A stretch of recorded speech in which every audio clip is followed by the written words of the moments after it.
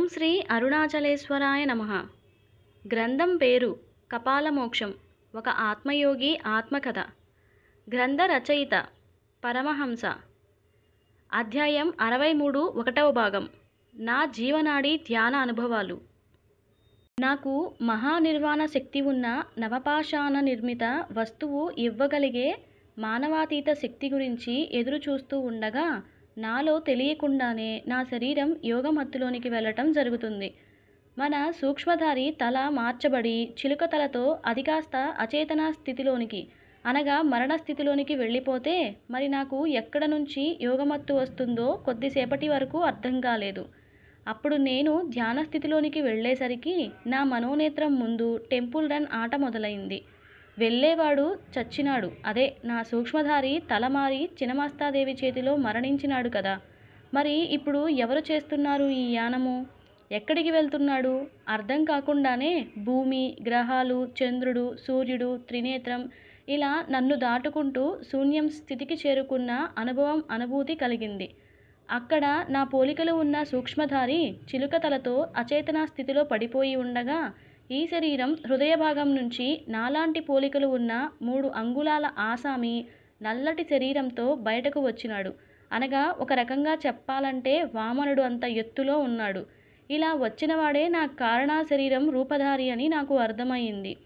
ఈయన కాస్త 3 అడుగుల పరిమాణం నుంచి బొటనవేలు అంత పరిమాణం పురుషుడిగా మారటం జరిగింది. నిజానికి వీరి పరిమాణం బొటనవేలు అంతేనని నాకు అర్థమయ్యింది. 3 అడుగులు అనేది విశ్వరూప దర్శనం, అదే విరాట్ రూప దర్శనం అన్నమాట. ఈ లెక్కన చూస్తే స్థూల శరీరం 24 అడుగుల నుంచి 6 అడుగుల దాకా ఉంటుందని, అదే సూక్ష్మ శరీరం 6 అడుగుల నుంచి 83 అంగుళాల దాకా ఉంటే కారణ శరీరం కాస్త 3 అడుగుల నుండి బొటనవేలు అంత మాత్రమే ఉంటుందని నేను గ్రహించాను. ఈ లెక్కన చూస్తే సంకల్ప శరీరం అంగుళం నుంచి రేణువు అంత పరిమాణంలో ఉంటుందని నాకు స్ఫురణ అయ్యింది. శ్రీ లాహిరి మహాశయులు తనకి ధ్యానంలో బొటనవేలు పరిమాణం ఉన్న పురుషుణ్ణి సహస్ర పుష్పంలో చూశానని, అలాగే అంగుళ పరిమాణం ఉన్న పురుషోత్తముణ్ణి హృదయ చక్రంలో చూశానని తమ అనుభవ డైరీలో రాసుకోవడం జరిగింది. కాబట్టి నాకు వచ్చిన ఈ అనుభవం నిజమేనని తేలింది. అంటే ఇక్కడ నుండి నా సాధన అంతా ఈ కారణ శరీరధారి చేస్తాడని అర్థమైంది. మరి ఈ శరీరం ఏర్పడడానికి కారణం ఏమిటో తెలిసింది. అదే మహానిర్వాణ శక్తితో బ్రహ్మరంధ్రం వద్ద జరిగే కపాలమోక్ష సిద్ధి ప్రయత్నం గురించి తెలిసింది కదా. అదే మనకి కుమారస్వామి చెప్పినాడు కదా. ఇంతవరకు బాగానే ఉంది. ఈ కారణం కలిగిన కారణ బ్రహ్మ ఎవరో తెలుసుకోవాలని అనిపించింది. నా స్వప్నధారి కారణం వేదవ్యాసుడు కదా. దీనికి కారణం నిజ బ్రహ్మజ్ఞానం తెలుసుకోవాలనే కారణంతో నా సూక్ష్మధారిగా వచ్చినాడు అని తెలిసింది. మరి ఈ కారణ శరీరంనకు కారణం తెలిసింది కానీ కారణ బ్రహ్మ ఎవరో తెలియరాలేదు అనుకోగానే నాకు ధ్యానభంగమైంది. ఇలా కొన్ని రోజులు గడిచిపోయినాయి. నా నిత్య కాశీగంగా స్నానం. ఒకరోజు నేను గుడిలో ధ్యానం చేసుకుంటూ ఉంటే ఒక ప్రసాద భక్తుడు నా దగ్గరకు వచ్చి, స్వామి, ఇంకా అయ్యవారికి అభిషేకం చేసినట్లుగా లేదు. మిట్ట మధ్యాహ్నం అయింది. శివలింగానికి అభిషేకం చేయకుండా ఇంతసేపు ఎవరైనా పూజారి ఉంటారా అని నిలదీసినాడు. వీడి దృష్టి అంతా శివలింగ పూజ అయిన తర్వాత పెట్టే ప్రసాదాల కోసమేనని మాకు తెలుసు. మేము ఇలాంటి వారిని ప్రసాద భక్తులమని పిలుస్తాము. అప్పుడు మేము వారితో, నాయనా, మధ్యాహ్నం వేళ కాశీలోని మణికర్ణికా ఘాట్లో స్నానం చేస్తే చాలా మంచిది. అందుకే అక్కడికి వెళ్ళి స్నానం చేసి వస్తుంటే ఈ సమయం అయింది అనగానే వాడు నాకేసి అదోలా చూస్తూ, స్వామి, ఏం మాట్లాడుతున్నారు? మీరు ఇక్కడే ఉండి అదేదో క్షేత్రానికి వెళ్ళి స్నానం చేసి వచ్చినారు అంటారేంటి? నేను అంత పిచ్చివాడిలా కనపడుతున్నానా?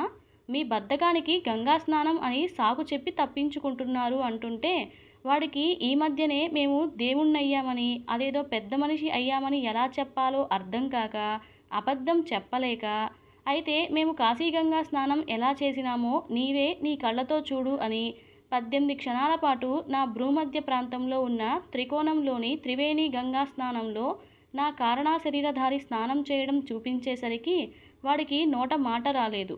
నా నుదుటి మీద నాలాంటి వ్యక్తి స్నానం చేస్తున్న మినీ వీడియో దృశ్యం చూసేసరికి జడుసుకొని 1 నెల రోజుల పాటు గుడికి రాలేదు. ఒకవేళ నన్ను చూస్తే ఏదో తప్పు చేసిన వాడిలాగా వినయంతో, గౌరవంతో, భయంతో అణకువగా నమస్కరించి తప్పుకోవడం జరిగేది. పాపం ఒక జీవి నా చిన్నపాటి వీడియో దృశ్యానికి బలైనాడు అని నాకు అర్థమైంది.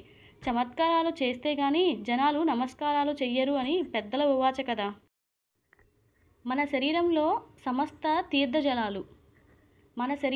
సమస్త తీర్థజలాలు ఎక్కడెక్కడ ఉంటాయో మీకు తెలియదు కదా. ఆయా ప్రాంతాలను మేము మనోదృష్టితో మా శరీరంలో చూసినప్పుడు కనిపించాయి. సమస్త జీవనదులు కనిపించాయి. మరి విశ్వ అండమే మాది అయినప్పుడు విశ్వంలో ప్రతి వస్తువు, ప్రతి జీవి, ప్రతి పదార్థం కూడా మాలోనే ఉండాలి కదా. ఇవి అందరిలోనూ ఉంటాయి. తెలుసుకున్న వారికి తెలుస్తాయి, తెలియని వారికి అవి ఉన్నా కూడా ఉన్నాయని తెలియదు. ఉన్నాయని అన్నా మీరు నమ్మరు, ఉన్నా మీరు నమ్మరు, నమ్మలేరు. ఎవరికి వారే అనుభవం అయ్యేదాకా వేటిని నమ్మలేరు కదా. నాకు స్వానుభవం అయ్యింది కాబట్టి ఆ తీర్థాలు నాలో ఎక్కడ చూశానో మేమే చెప్పడం జరుగుతుంది. ఆలకించండి అనగా హృదయ చక్రమునందు మానస సరోవరం అగుపించింది. సహస్రార చక్రమునందు బద్రీనాథ్ క్షేత్రంలోని అలకనంద నది కనపడింది. అలాగే బ్రహ్మచక్రమునందు బ్రహ్మపుత్ర నది, కాలచక్రమునందు యమునా నది, కర్మచక్రమునందు సరయూ నది, గుణచక్రమునందు నర్మదా నది అగుపించాయి. ఆజ్ఞాచక్రమునందు త్రివేణి సంగమమైన ప్రయాగ నది కనపడింది. రుద్రగ్రంథి నందు కాశీక్షేత్ర గంగా నది కనిపించింది. విశుద్ధ చక్రమునందు సరస్వతీ నది, అనాహత చక్రమునందు కాళీ నది, మణిపూరక నందు మహానది, స్వాధిష్టాన చక్రమునందు కృష్ణానది, మూలాధార చక్రమునందు గోదావరి నది కనిపించినాయి. ఇలా మా శరీరంలో వివిధ రకాల జీవనదులు ఉన్నట్లుగా ఒకరోజు అనుభూతి పొందటం జరిగింది. దేవుడు లేడు, దయ్యం లేదు, ఉన్నది ఒక్కటే. గురువు లేడు, శిష్యుడు లేడు, ఉన్నది ఒక్కటే. భయము లేదు, బాధ లేదు, ఉన్నది ఒక్కటే.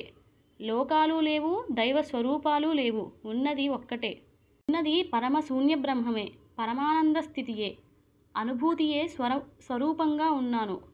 మమ్ము మేము ఇన్నాళ్ళుగా పూజించుకున్నాము, మమ్ము మేము ఇన్నాళ్ళుగా ధ్యానించుకున్నాము. మాయందే మేము అంతర్యామిగా ఉన్నాము, మాయందే మేము ఆనందంగా ఉన్నాము. మమ్ము మేము అనుభూతి పొందుతున్నామని నిశ్చల దీపజ్యోతిలాగా సదా వెలుగుతూ మా చేత మేము వెలుగుతున్నాము. మేము తప్ప మరొకటి లేదు, మేము తప్ప వేరొకటి లేదు.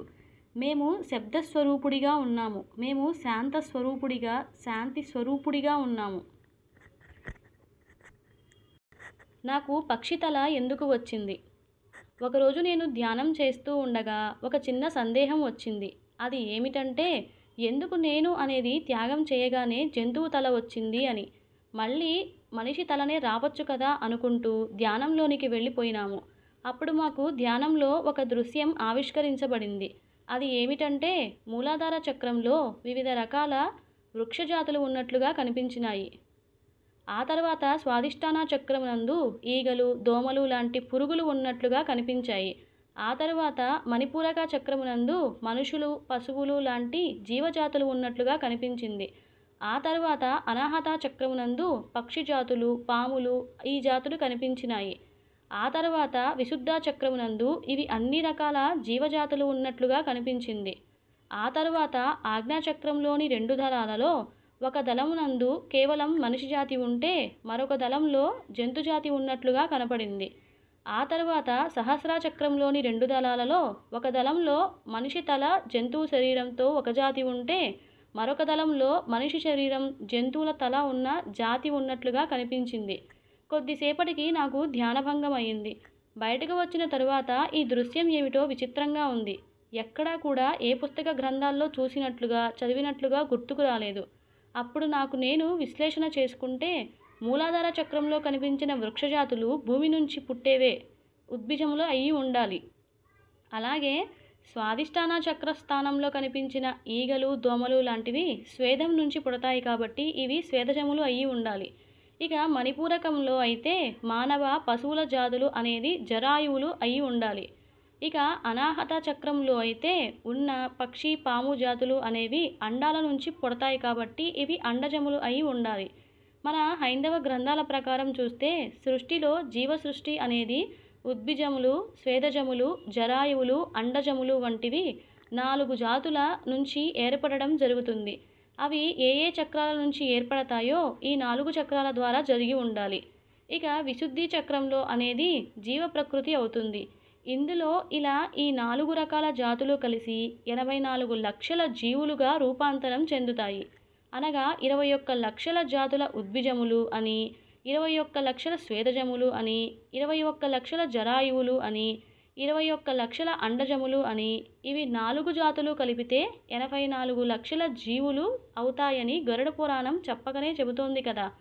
ఆ తరువాత వచ్చే ఆజ్ఞాచక్రమునందు మనిషి జాతి జీవజాతిగా రెండుగా విడిపోయినాయి. ఎందుకంటే అన్ని జీవులకి ఆకలి, నిద్ర, భయం, మైథునం ఉంటే మనిషి జాతికి వీటితో పాటుగా అదనంగా జ్ఞానం అనేది ఉండటం వలన ఈ జాతి మిగిలిన జీవజాతుల నుంచి వేరు చేయబడింది. దీనితో ఈ చక్రమునందు జీవ ప్రకృతి మనిషి ప్రకృతితో కలిసి ప్రకృతిగా ఏర్పడినట్లుగా ఉండాలి. అందుకే కాబోలు జీవరాశులు ఈ ప్రకృతిలో కలిసి ఉన్నట్లుగా విడిపోయి జీవిస్తూ ఉంటాయి. మానవులు జన అరణ్యాలలో జీవిస్తే జీవులు కాస్త జీవ అరణ్యాలలో జీవిస్తున్నాయి కదా. నిజమే కదా. అదేనండి, మనుషులు పట్టణాలలో జీవిస్తే జీవులు కాస్త అడవులలో నివసించడం. ఇక సహస్ర చక్రానికి వస్తే 2 మానవ జంతువు జీవజాతులు కలిసి మనిషి తల జంతువు శరీరం ఉన్న జీవులుగా, అంటే కేతుగ్రహంలాగా, అనగా మనిషి తల పాము శరీరం ఉంటుంది. అలాగే పతంజలి మహర్షికి మనిషి తల పాము శరీరం ఉంటుంది. ఇక 2వ విభాగంలో మనిషి శరీరం జంతువు తల ఉంటాయి. అనగా నరసింహస్వామి, హయగ్రీవుడు, రాహుగ్రహము, హనుమంతుడు, గణపతి ఇలా ఉంటారు. నాకు తెలిసి దక్షిణామూర్తి ఇచ్చే జీవమాయను దాటుకున్నవారు అంతా జంతువు తల మనిషి శరీరంతో కారణాలోకంలో ఉండి విముక్తి పొందే విముక్తి ఆత్మగా ఉంటే, తట్టుకోలేని వారు అపస్మారక స్థితి పొందేవారు మనిషి తల జంతువు శరీరంతో శాశ్వత కారణలోక నివాసులుగా శ్రీకృష్ణుడిగా మారిపోతారు. తమకు అందిన జ్ఞానమును భూలోక సూక్ష్మలోక వాసులకి వీరు అందించి అపస్మారక స్థితిలోనికి వెళ్ళిపోవడం జరుగుతుంది. అనగా సహస్రార చక్రం మూల ప్రకృతి అయితే, ఆజ్ఞాచక్రం ప్రకృతి అయితే, విశుద్ధి చక్రం జీవ ప్రకృతి అన్నమాట. ఇలా ఈ 3 ప్రకృతుల నుంచి విడతీయడానికి, అనగా మూల ప్రకృతి నుంచి విడతీయడానికి మనకి మహానిర్వాణ శక్తి అవసరం పడుతూ ఉండాలి.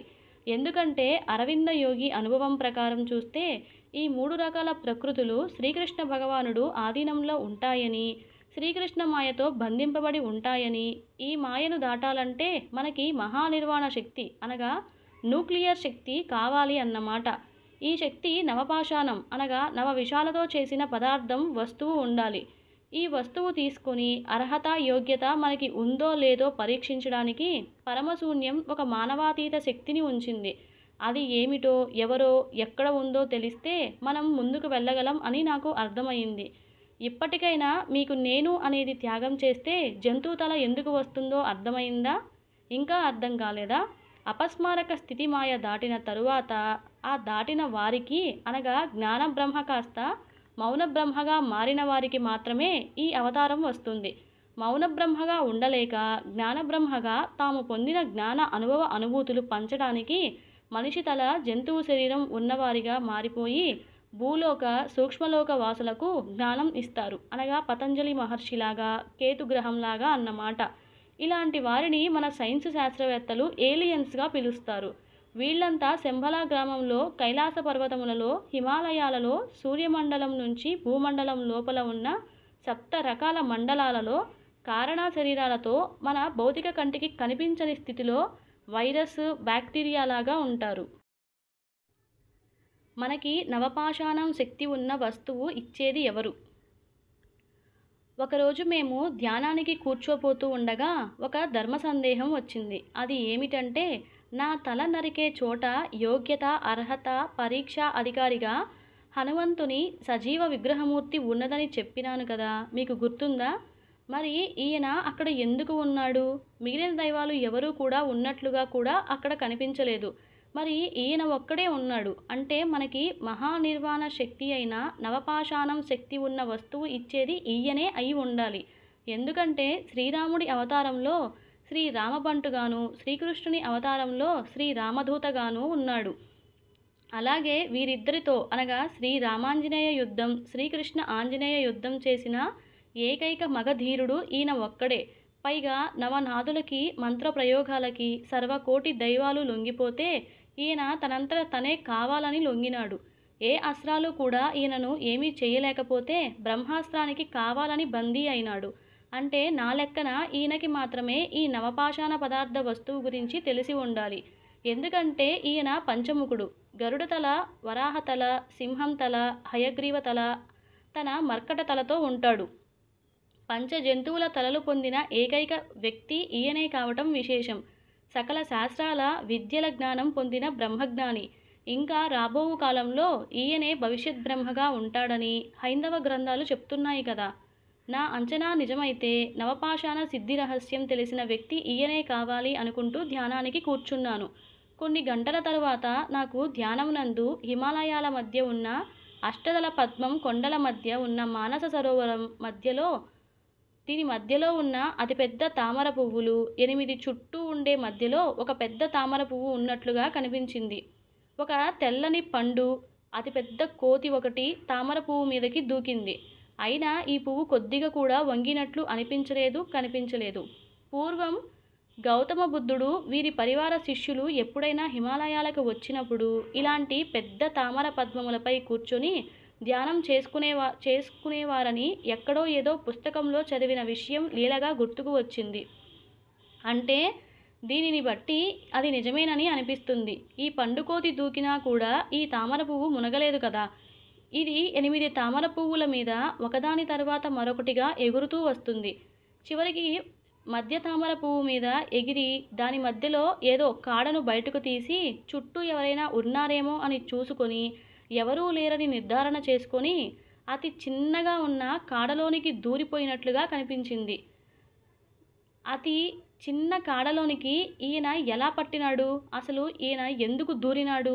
దూరి ఎక్కడికి వెళ్ళినాడు అనుకోగానే నాకు ధ్యానభంగమైంది. నాకైతే ఈ దృశ్యం పరమార్థం అర్థం కాలేదు.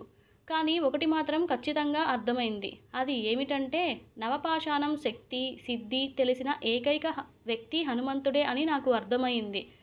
అది ఒకవేళ తామర పువ్వు సహస్ర కమలం అనేది అనుకుంటే దీనికి కింద కాడ ఉంటుంది. మరి హనుమ ఈ పువ్వు మధ్యలోనికి వెళ్ళి కాడ తీసి అందులోకి దూరినాడు అంటే ఈ సహస్ర కమలానికి ఈ కమలం నుండి బయటకి అనగా పైకి వెళ్ళటానికి ఏమైనా కాడ రూపంలో మార్గం ఉన్నదా? ఉంటే అది ఏది? ఉంటే ఈ మార్గం ఎక్కడికి వెళ్తుందో తెలుసుకోవాలని అనిపించింది. కానీ జ్ఞాన అనుభూతి ద్వారా అయితే క్షణాల్లో తెలిసిపోతుంది. నాకు ప్రత్యక్ష అనుభవం పొందిన యోగుల అనుభవాల నుంచి తెలుసుకోవాలని అనిపించింది. నాకు నిరూపణ అవసరం లేదు, జ్ఞానం చాలు. కానీ మాకు ప్రత్యక్ష అనుభవం నిరూపణ ఉంటే మరి కాస్త నమ్మకం ఏర్పడుతుంది. దానితో అనుమానం సంశయ బుద్ధి లేకుండా సాధన చేయగలుగుతాము. మీకోసం అనుభవ నిరూపణ కోసం పుస్తకాలు గ్రంథాలు చదవటం ప్రారంభించినాము. ఇదివరకైతే ఏ పుస్తకం గ్రంథంలో ఏముందో తెలియక, అలాగే నాకు కావలసిన విషయం ఏ పుస్తక గ్రంథంలో ఉన్నదో తెలియక అన్నింటినీ కష్టపడి చదువుకుంటూ వెళ్ళేవాడిని. ఇప్పుడు ఆ సమస్య లేదు. నాకు ఏదైనా సమస్య వస్తే ప్రత్యక్ష నిరూపణ కోసం ఆయా గ్రంథాలు నేను కొనకుండానే మా ఇంటికి ఇతరుల ద్వారా, కుటుంబ సభ్యుల ద్వారా నా దగ్గరికి చేరుతున్నాయి. అలా ఈ సమస్య నివారణ కోసం రమణ మహర్షి అనుభవ గ్రంథమైన నీ సహజ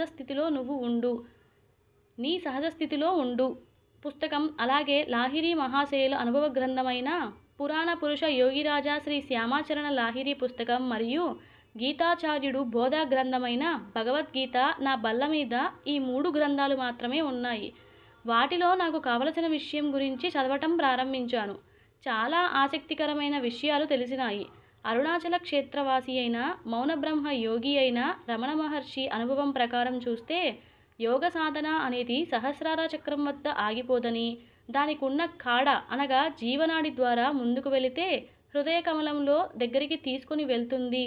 ఎందుకంటే సహస్రార చక్రంలో ఏర్పడిన సహస్ర కర్మ వాసనలకు ఏకైక మూల కర్మ వాసన ఏమిటో అనేది హృదయ చక్రంలోనికి వెళ్ళినప్పుడు మాత్రమే తెలుస్తుంది. ఈ సహస్ర చక్రంలో పొందిన నిర్వికల్ప సమాధి వలన 10 లక్షల కర్మవాసనలు కూడా 1000 కర్మలు లేసమాత్రంగా మిగిలిపోతాయి. వీటిని సంపూర్తిగా నాశనం చేసుకోవడానికి సహస్రార చక్రం నుంచి జీవనాడి ద్వారా హృదయంలోనికి సాధకుడు వెళ్ళాలి. ఈ మార్గం అనగా జీవనాడి అనేది సహస్రార చక్రం నుంచి తిరిగి హృదయానికి వంపుగా చేరుకుంటుంది. ఆఖరి చక్రం ఈ హృదయ చక్రమే అవుతుంది. ఎప్పుడైతే సాధకుడు ఈ జీవనాడి ద్వారా జీవనాడి ద్వారా ఈ మార్గం గుండా హృదయంలోనికి చేరతాడో ఆనాటికి అతడి సమాధి సాధన పూర్తి అవుతుందని చెప్పడం జరిగింది.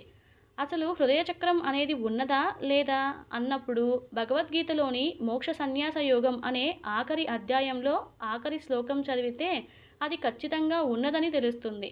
అనగా ఈ శ్లోక భావం బట్టి చూస్తే హృదయ కమలం ఉన్నదని ఖచ్చితంగా తెలుస్తుంది. మరి దీనిని ప్రత్యక్ష అనుభూతి పొందినారా అన్నప్పుడు శ్రీ లాహిరి మహాశయులు తన అనుభవ డైరీలో ఒక చోట కూటస్థంలో బొటనవేలు అంత పురుషుడిలో ఆత్మ నివసిస్తూ ఉంటుంది. మీరు ఉత్తమ ప్రాణకర్మ చేస్తే ఈయన దర్శనం అవుతుంది. తామరపోచ మాదిరిగా కనిపించే కాంతి మార్గంలో వెళితే ఈయన ఉండే హృదయం ఆకాశం వస్తుంది. అందులో 8 రేకుల కేసరాల లోపల నీలవర్ణంలో ఉండే బొటనవేలు అంత పురుషుడు ఉంటాడు. ఈయన అనంత పద్మనాభుడు అని ఓంకార్ గీత చెబుతుందని చెప్పడం జరిగింది.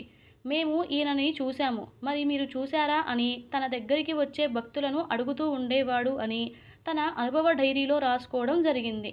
మరొక చోట మేము బొటనవేలు పరిమాణంలో హృదయ కమలంలో సర్పం మీద శయనించి ఉన్న హరిని చూశానని రాయడం జరిగింది.